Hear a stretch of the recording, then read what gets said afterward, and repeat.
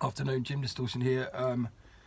I've been thinking a lot about addiction and the spirals that causes in your life and how people get out of it. Different people with different crutches, if you like, different ways of making sure that they get better.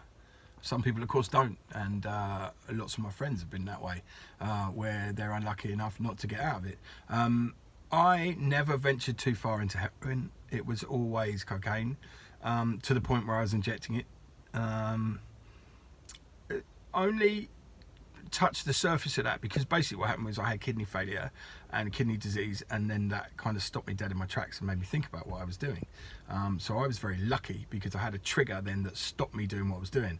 Apart from when I came out of hospital after having the scare, I went and got high as a kite, drunk as a skunk, and ended up and woke up, funnily enough, in exactly the same bed a day after I'd left it last time. This time with a healthy respect for life, and possibly it was time for me to get out. My addiction is palpable. It's powerful. It's a way of keeping myself from achieving what I needed to achieve in life. It's a way of filling a gap in what I was doing, and there was nothing to keep me whole at that time. When I'd spiraled out of control, there are certain triggers, but not to blame. My mother had died recently. To that, didn't know how to deal with that at all. She'd been ill with multiple sclerosis for years and years, and we all knew she was going to die. But what didn't happen is I didn't go, oh, well, it's me and it's terrible and we'll affect this and I must go and take drugs. What I did do is just immerse myself in the life of Jim Distortion, which at the time was drinking, carousing, taking drugs, doing everything I could do to stop myself from having to access reality. And that's the cause of it. That's what I'm talking about, is avoiding the reality of your situation by taking narcotics, by drinking yourself into a puddle, or just by ignoring it, burying your head in the sand. There are lots of different ways of people dealing with all of these things. So how did I get clean? Well, after the kidney thing, I had to take into account that I wasn't going to be able to carry on this pace of life, or pace of non-life. I wasn't living, I was existing. I was selling drugs to furnish my own drug addiction, finding ways to trick people into giving me what I needed to do. I didn't go around robbing my nan or anything. I always was self-sufficient. There are different levels of addiction. Usually addiction is determined by your money source. There are lots of people, and there are old adages about people stealing from their family, anyone that trusts them borrowing money time and time again until they get cut off from time. Mine wasn't like that. I can't relate to that because I didn't do that. Mine was filling a void in myself and never being responsible enough to take a look at that actual void. And I'm not even sure I have done now. I've been clean for 10 years.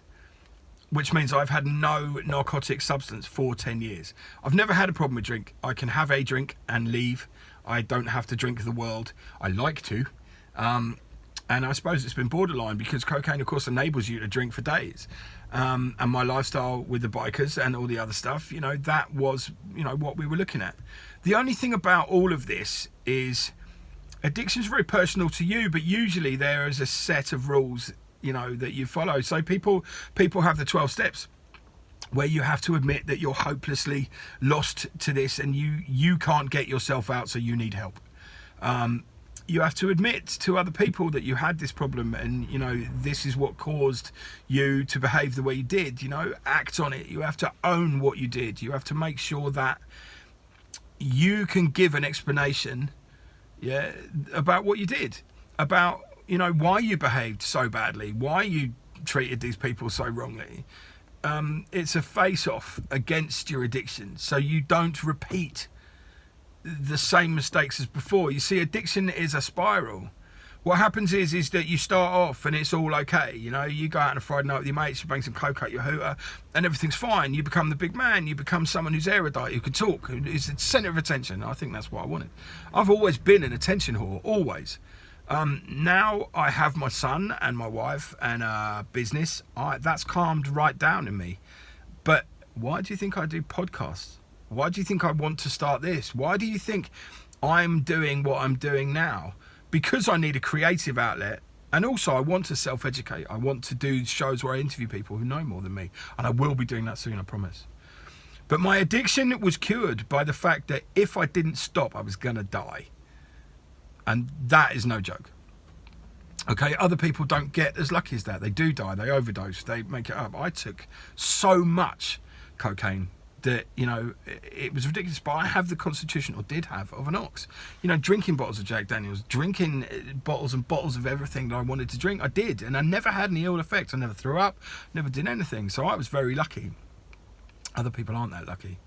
So, just to leave you with this, right, the reason I'm telling you this story is so you know where I come from.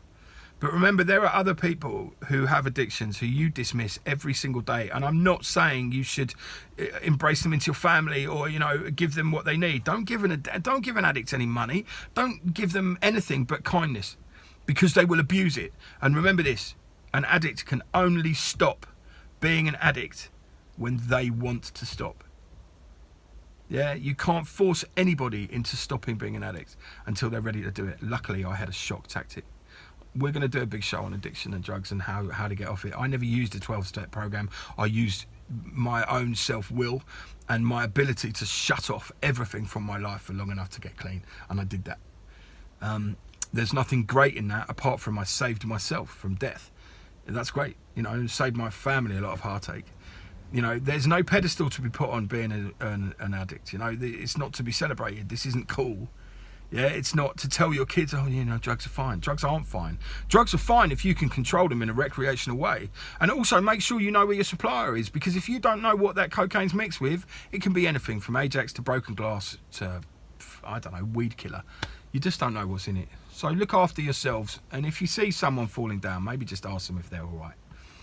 If you want to find out where we are, we're on YouTube. And also on Podbean. If you look up Jim Distortion on YouTube, you'll find my channel. If you're watching me on YouTube, then press the subscribe button, which is down there, because that helps me to help do more shows for you. All right, Jim Distortion doing a daily short. See you soon.